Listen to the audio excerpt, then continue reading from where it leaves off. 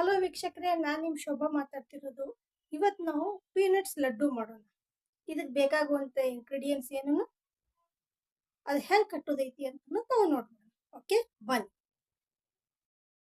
ನೋಡ್ರಿ. ಶೇಂಗಾ ಉಂಡಿ ಮಾಡಕ್ಕೆ ಏನೇನು ಇಂಗ್ರೀಡಿಯೆಂಟ್ಸ್ ಬೇಕು ಅಂತಂದ್ರೆ ಶೇಂಗಾ ಬೇಕು, ನೆಕ್ಸ್ಟ್ ಬೆಲ್ಲ ಬೇಕು, ಇದರ ಅರ್ಧ ಬೆಲ್ಲ ಬೇಕು. ಓಕೆ, ಮೊದಲಿಗೆ ನಾವು ಶೇಂಗಾ ಹುರ್ಕೊಂಡಿವಿ, ಹೌದಾ? ಈ ಶೇಂಗಾ ಉಂಡಿ ಕಟ್ಟುಂಡಿ ನಾವು ಭಾಳ ಪೌಷ್ಟಿಕ, ಹಾಗೆ ಭಾಳ ರುಚಿಯಾಗಿರ್ತೈತಿ, ಹೌದಾ?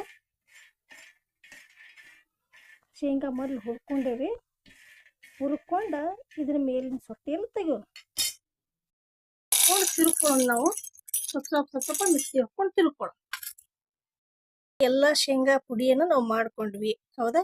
ನಾವು ಇಷ್ಟು ಬಿಡ್ತೀವಿ, ಇಷ್ಟು ಬಿಟ್ಟು ಇಷ್ಟನ್ನ ಬೆಲ್ಲ ಹಾಕೊಂಡು ಕುಡಿಸ್ಕೋತೀವಿ. ಓಕೆ, ಮತ್ತೆ ಮಿಕ್ಸಿಗೆ ಹಾಕಿ ತಿರುಬೇಕು ನಾವು. ಓಕೆ, ಮಿಕ್ಸಿಗೆ ಹಾಕಿ ತಿರ್ಕೊಳ್ಳೋಣ.